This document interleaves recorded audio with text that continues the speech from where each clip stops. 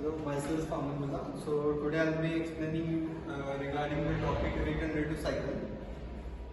So now I'll be explaining you some topic like introduction, building of team, construction and working, advantages and methods and applications. So as you can see, regenerative steam cycle. Now you can see here we have our boiler, turbine, condenser, pump 1 and pump 2. Then in the regenerative cycle, a portion of partially expanded steam is exchanged between the turbine 1 and 2, and this steam is used to preheat the condensed liquid over here. So in this way, the amount of heat added at the low temperature is reduced. Thank you. In this way, the all grain head to hot oil is found. So I will discuss about the advantage of heating of steam. First of all, heat supply to the boiler becomes reduced. The heating process in the boiler approaches the reversible process. Third is since the fluid water temperature is high, the range of temperature in the boiler is minimum. It reduces the thermal efficiency stress produced in the boiler. The fifth one is due to the bleeding in the turbine, erosions of turbine due to the moisture is reduced.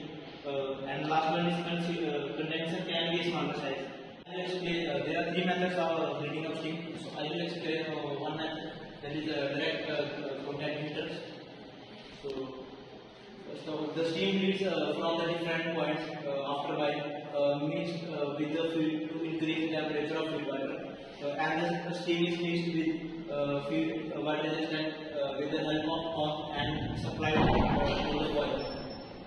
Hello friends, my name is Adarsh and I am going to present construction of regenerative heat cycle. First, water is heated at a boiler at high temperature.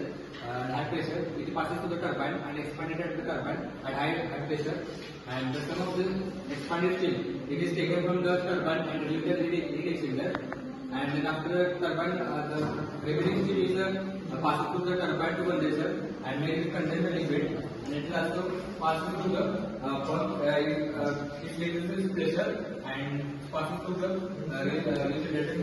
And the drawn steam from the turbine is used for create the condenser liquid, and it will pass through the another boiler. It reduces the heating of the boiler.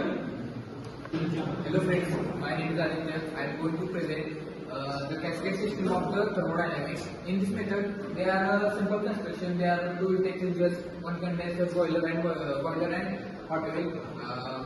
In this system, the condenser steam are first coming first heat exchangers, and it is after the first heat exchanger, the steam is going to second heat exchangers, and it is drop to hot oil.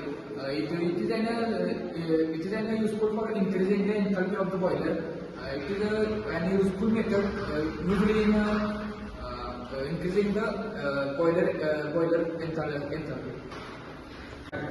We presented the applications of the breeding of steam. The breeding of steam is converted electric energy in the form of the vaporizer water into the motion using the pressurizer or spinning blades. The steam are found everywhere. They are used to generate usually water form and to generate the electricity by help of the generator.